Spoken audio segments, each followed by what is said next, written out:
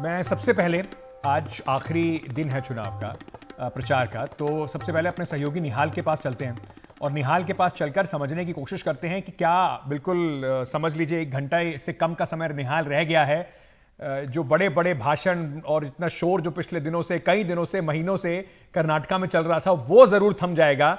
लेकिन बहुत ज्यादा, जिसे अंग्रेजी में कहते हैं बिटर कैंपेन रही है, मतलब बहुत ज्यादा आरोप प्रत्यारोप, पर्सनल अटैक्स से भरी कैंपेन रही है, जिसमें इलेक्शन कमीशन को भी बीच में कूदना पड़ा।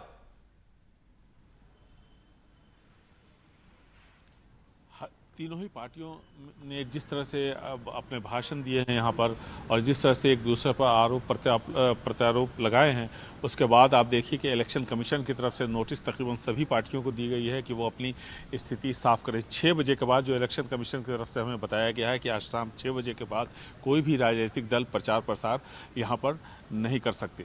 लेकिन यहाँ पर जिस तरह की खींचतान हो रही है उसमें कई सारे इश्यूज़ भी हैं और उन इश्यूज़ को लेकर के सभी जो तीनों ही जो बड़ी पार्टियां हैं, बीजेपी, कांग्रेस और जेडीएस, वो काफ़ी उन्होंने फोकस रखा अपने चुनाव प्रचार को। खास करके बीजेपी को देखिए, बीजेपी ने इस बार एक बहुत बड़ा परिवर्तन कर्नाटक में लाया है। वो परिवर्तन किस तरह से लाया है कि पहली बार पिछले 3 दशकों में जब से बीजेपी यहाँ पर सत्ता के आसपास आई और फिर सत्ता में आई, इन 3 दशकों के दौरान स्थानीय जो बीजेपी के नेता थे वो चेहरा हुआ करते थे चुनाव में। लेकिन इस बार प्रधानमंत्री नरेंद्र मोदी के नाम पर चुनाव लड़ा गया है यहाँ पे, और इसीलिए आप देखिए कि प्रधानमंत्री नरेंद्र मोदी ने 30 तारीख से लेकर के कल तक तकरीबन 1.5 दर्जन रैलियां की, कई सारे रोड शो किए, काफ़ी भीड़ भी आई। लेकिन एक चीज़ और मैं बताना चाहूँगा कि जो ये तीनों के लिए चिंता का विषय है, खास करके बीजेपी और कांग्रेस के लिए, क्योंकि जेडीएस जो है वो ग्रामीण इलाके की पार्टी मानी जाती है यहाँ पर ओल्ड मैसूर रीजन में। लेकिन बीजेपी और कांग्रेस के नेता जब बड़े शहरों में गए